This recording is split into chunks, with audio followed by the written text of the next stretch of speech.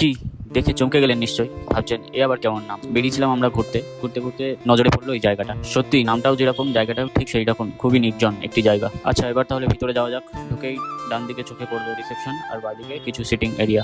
চলো তাহলে প্রথমে তোমাদের একটু এক রাউন্ড ঘুরে দেখাই ক্যাফেটা কেমন।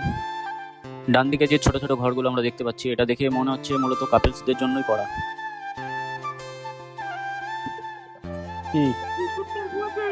চারপাশটা ঘোরার পরে আমরা আমাদের জন্য খুঁজে নিলাম সুন্দর একটা সিটিং এরিয়া। আর এই জায়গাটা আমাদের বসার জন্য একদম পারফেক্ট ছিল, কারণ আমরা এসেছিলাম 6 জন।